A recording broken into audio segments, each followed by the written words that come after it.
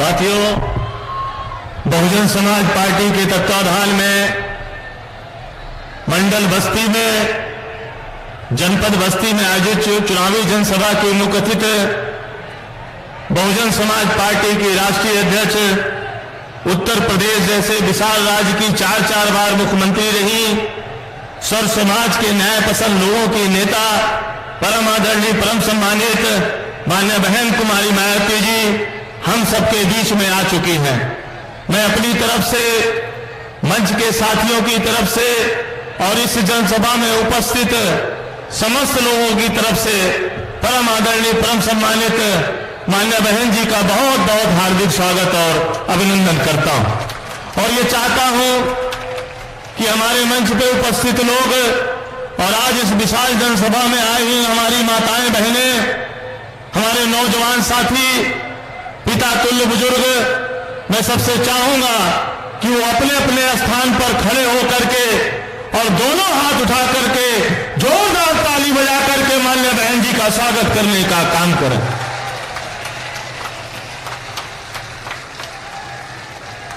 मैं चाहूंगा कि हम सबके बीच में लोकसभा बस्ती के माननीय बहन जी के आशीर्वाद प्राप्त प्रत्याशी श्री लौह कुश पटेल जी आए और चुनाव चिन्ह हाथी भेंट करके माननीय बहन जी का स्वागत करने का काम करें। माननीय बहन कुमारी मायावती जी जिंदाबाद, माननीय बहन कुमारी मायावती जी जिंदाबाद। दूसरे हमारे प्रत्याशी भाई नदीम जी जो डुमरियागंज के प्रत्याशी हैं, आप माननीय बहन जी को तथागत गौतम बुद्ध की प्रतिमा भेंट करके स्वागत करने का काम करें। माननीय बहन कुमारी मायावती जी जिंदाबाद, माननीय बहन कुमारी मायावती जी जिंदाबाद।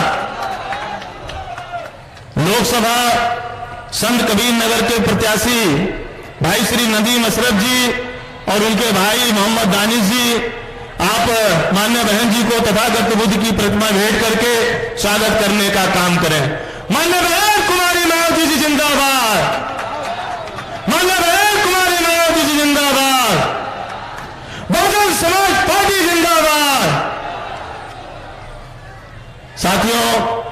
मैं निवेदन करूं माननीय बहन जी को हम सबको संबोधित करने के लिए, उससे पहले मैं चाहूंगा कि आप सब दोनों हाथ उठा करके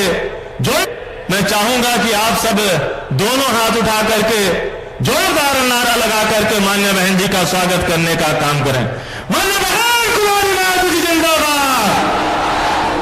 माननीय बहन कुमारी मायावती जी जिंदाबाद। अब मैं बड़े ही आदर और सम्मान के साथ निवेदन करूंगा कि माननीय बहन जी पोडियम में आए और हम सबको संबोधित करने की कृपा करें। आदर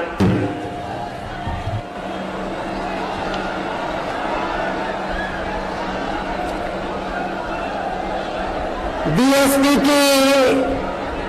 इस चुनावी जनसभा में इकट्ठा हुए पार्टी के सभी छोटे बड़े पदाधिकारी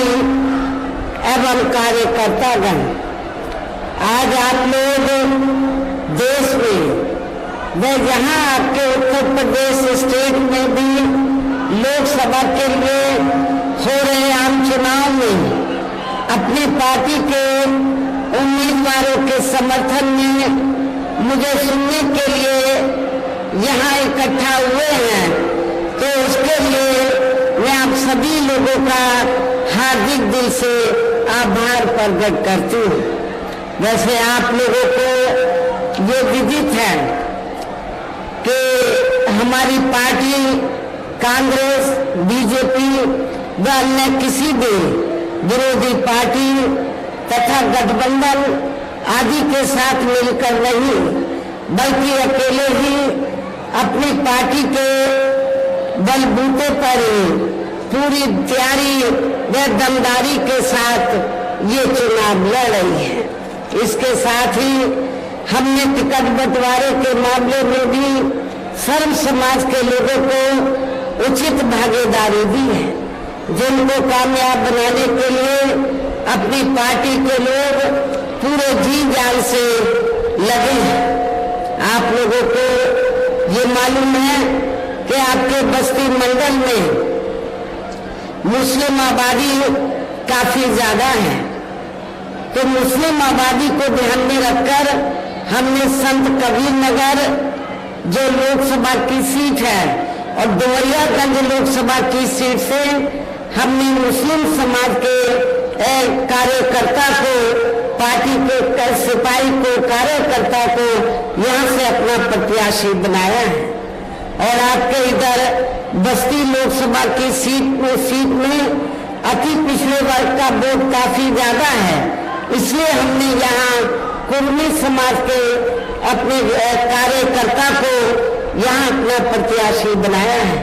हालांकि आज यहाँ आपकी इकट्ठा हुई अपार भीड़, वह भीड़ के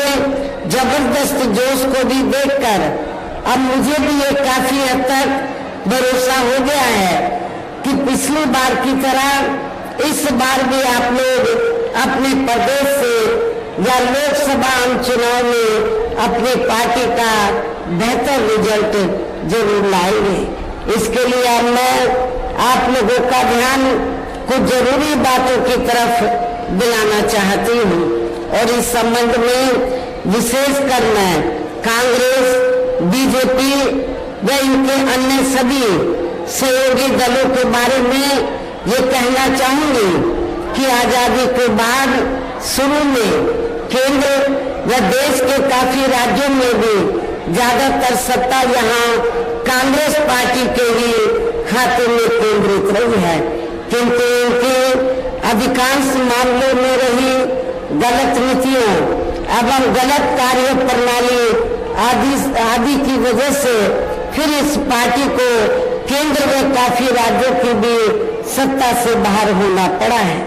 तथा यही स्थिति इनकी सहयोगी पार्टियों की भी बनी रही है, जिसके कारण ही फिर पिछले कुछ वर्षों से बीजेपी व इनके सहयोगी दल केंद्र एवं काफी राज्यों की भी सत्ता में काबिज हो गए हैं, लेकिन इनकी भी ज्यादातर रही जातिवादी, पूंजीवादी, संकीर्ण, सांप्रदायिक व देशपूर्ण नीतियों एवं कार्य प्रणाली आदि से तथा इनकी कथनी व करनी में भी काफी अंतर होने की वजह से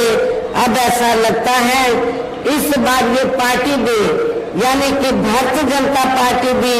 केंद्र की सत्ता में आसानी से वापस आने वाली नहीं है, बशर्ते यदि ये चुनाव इस बार फ्री एंड फेयर होता है, पूरे तौर से फ्री एंड फेयर होता है तथा आम चर्चा के मुताबिक वोटिंग मशीनों में भी कोई गड़बड़ी आदि नहीं की जाती है और वैसे भी इस बार चुनाव में इनकी कोई भी पुरानी व नई चल रही नाटकबाजी, जुमलेबाजी व गारंटी आदि काम में आने वाली नहीं है, क्योंकि अब देश की जनता काफी हद तक इस बात को समझ चुकी है कि इनकी पार्टी ने अब तक देश के विशेषकर गरीबों, कमजोर तबकों, मध्यम वर्गीय एवं अन्य मेहनतकश लोगों को जो इन्हें अच्छे दिन दिखाने के असंख्य प्रलोभन भरे वायदे किए हैं तथा अनेकों हवाई व कागजी गारंटी आदि भी दी है, तो उनका जमीनी हकीकत में अभी तक इन्होंने लगभग 1/4 हिस्सा भी कार्य पूरा नहीं किया है, बल्कि इसके स्थान पर इनका ज्यादातर समय व ताकत भी जहां इनके अपने चहेते रहे बड़े बड़े पूंजीपतियों एवं धनना सेठों को ही ज्यादा से ज्यादा मालामाल व धनवान आदि बनाने में तथा उन्हें हर स्तर पर छूट देने में व बचाने में ही लगी रहती है, जिनके अधिकांश आर्थिक सहयोग से ही ये पार्टी व अन्य पार्टियां भी अपना संगठन चलाती हैं तथा चुनाव आदि भी लड़ाती हैं, जिसका काफी कुछ खुलासा बॉन्ड की आई रिपोर्ट से भी हो जाता है। इस संबंध में वैसे आप लोगों को ये मालूम है कि अभी कुछ दिन पहले माननीय सुप्रीम कोर्ट ने तो बॉन्ड के जरिए जिन जिन पार्टियों ने बड़े बड़े पूंजीपतियों व धरना सेठों आदि से पैसा लिया है तो उसकी रिपोर्ट का खुलासा किया है। और रिपोर्ट में क्या आया कि पूरे देश में तो बीएसपी को छोड़कर कांग्रेस, बीजेपी व अन्य और विरोधी पार्टियां इन्होंने इस देश के बड़े बड़े पूंजीपतियों व धरना सेठों से बॉन्ड के जरिए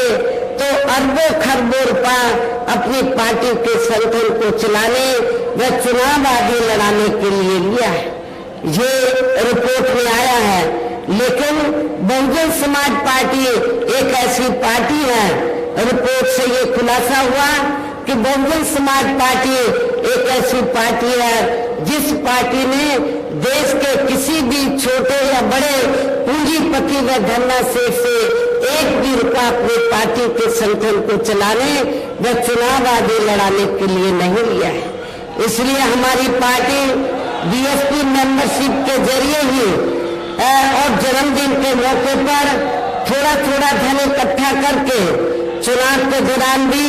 थोड़ा थोड़ा धन इकट्ठा करके हमारी पार्टी अपने संगठन को चलाती है तथा चुनाव आदि भी लड़ाती है। इसके साथ ही अब ऐसा लगता है, इसके अलावा इसके साथ ही अब ऐसा लगता है कि कांग्रेस पार्टी की तरह ही बीजेपी ने भी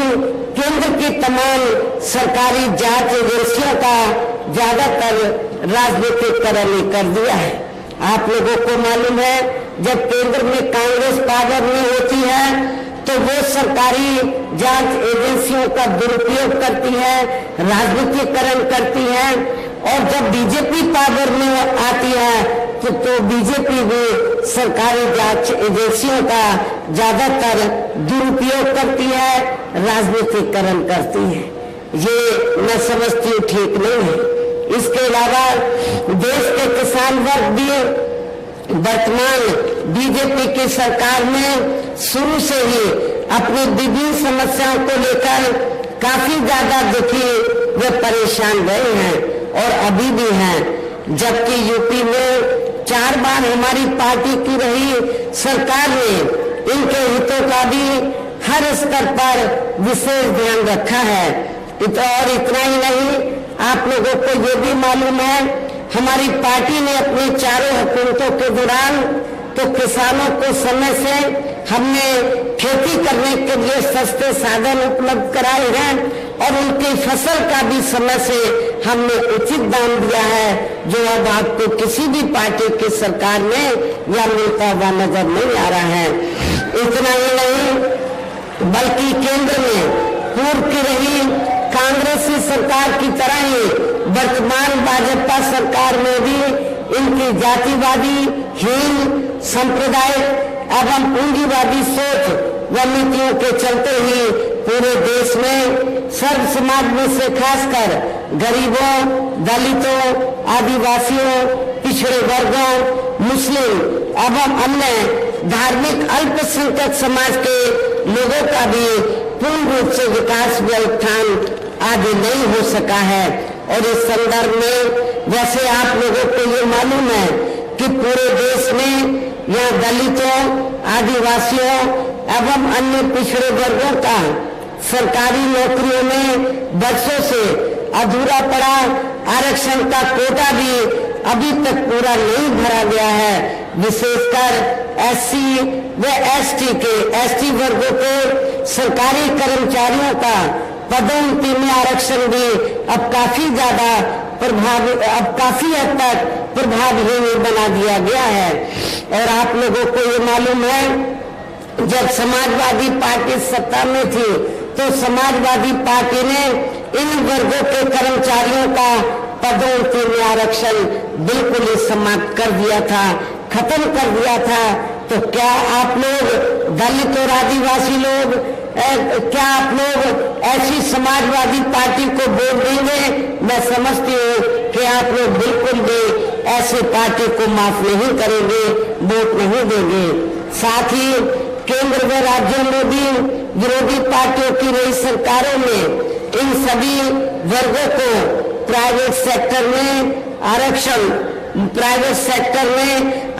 दिए जाने की व्यवस्था किए बिना ही इनकी सरकारों के ज्यादातर सरकारी कार्य अब प्राइवेट सेक्टर के जरिए ही इनके बड़े बड़े पूंजीपतियों व धन्ना सेठों आदि को ही दिए जाने के कारण अब इनको पूरे देश में आरक्षण का बहुत कम ही लाभ मिल पा रहा है। इसी प्रकार इनका अन्याय और मामलों में भी शोषण में उत्पीड़न आदि होना अभी तक भी बंद नहीं हुआ है। इसके साथ साथ मुस्लिम व अन्य धार्मिक अल्पसंख्यक समाज के लोगों की भी हालत हर स्तर पर वह काफी ज्यादा खराब व दयनीय ही बनी हुई है। इतना ही नहीं बल्कि पिछले कुछ वर्षों से केंद्र में अधिकांश राज्यों में भी बीजेपी व आरएसएस की सरकारों के चलते हुए अब इनका विकास एवं उत्थान आदि होना भी काफी हद तक बलशाली हो गया है।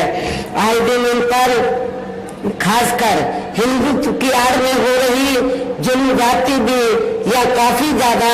चरम सीमा पर पहुंच चुकी है। इसके साथ साथ अपर कास्ट समाज में से विशेषकर गरीब लोगों की भी हालत हमें कोई खास अच्छी नजर नहीं आती है। इनकी गलत कृषि नीतियों के कारण किसान वर्ग भी आए दिन आंदोलित रहता है। साथ ही इनके गलत आर्थिक नीतियों की वजह से देश की अर्थव्यवस्था पर भी इसका काफी बुरा प्रभाव पड़ा है, जिससे यह विशेषकर छोटे एवं मध्यम वर्गीय व्यापारी वर्ग भी काफी ज्यादा दुखी व परेशान है। और अब केंद्र में पूर्व की रही सरकारों की तरह ही वर्तमान भाजपा सरकार में भी यहाँ पूरे देश में गरीबी, बेरोजगारी एवं महंगाई आदि भी लगातार काफी ज्यादा बढ़ रही है। देश में हर स्तर पर फैला भ्रष्टाचार भी अभी तक भी खत्म नहीं हुआ है। ऐसे में अब आप लोगों को देश में हो रहे लोकसभा चुनाव में कांग्रेस, बीजेपी व इनकी सहयोगी पार्टियों को भी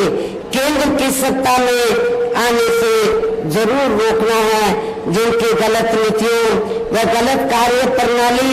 आदि को आप लोग काफी हद तक आजमा भी चुके हैं। ऐसी स्थिति में अब ये विरोधी पार्टियां इस चुनाव में भी किस्म किस्म के साम दाम दंड भेद आदि अनेकों हथकंडे इस्तेमाल करके केंद्र की सत्ता में आने की पूरी कोशिश में लगी हैं, जिनसे अपनी पार्टी के लोगों को हर स्तर पर काफी ज्यादा सावधान रहना है। और इस मामले में विरोधी पार्टियां अपने अपने पक्ष में हवा बनाने के लिए खासकर मीडिया, ओपिनियन पोल व सर्वे आदि का जो बड़े पैमाने पर इस्तेमाल कर रहे हैं, तो उनसे भी अपनी पार्टी के लोगों को बिल्कुल भी गुमराह नहीं होना है। इसके साथ ही विरोधी पार्टियों के विभिन्न रूपों में जारी किए गए इनके हवाई व प्रलोभन भरे चुनावी घोषणा पत्रों एवं वायदों आदि के बहकावे में भी अपनी पार्टी के लोगों को कतई नहीं आना है। जिन्हें ये पार्टियां चुनाव खत्म होने के बाद ज्यादातर अमल में नहीं लाती हैं और अब जिन पर से देश की जनता का अधिकांश विश्वास ही उठ गया है। यही खास वजह है कि हमारी पार्टी किसी भी चुनाव में अपनी पार्टी का कोई भी चुनावी घोषणा पत्र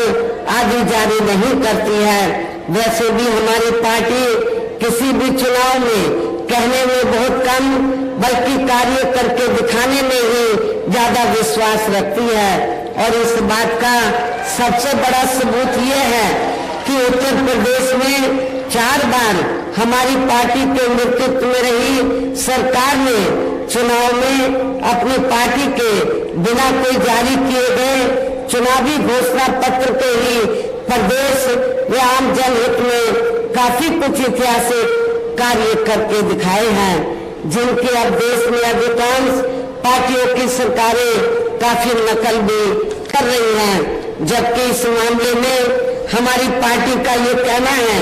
कि यदि इन पार्टियों के स्थान पर केंद्र में हमें अपनी पार्टी की सरकार बनाने का मौका मिलता है तो तब फिर हमारी पार्टी की बनी सरकार केंद्र में यहाँ तक की रही सभी विरोधी पार्टियों की सरकारों की तरह केवल हवाई व कागजी कार्य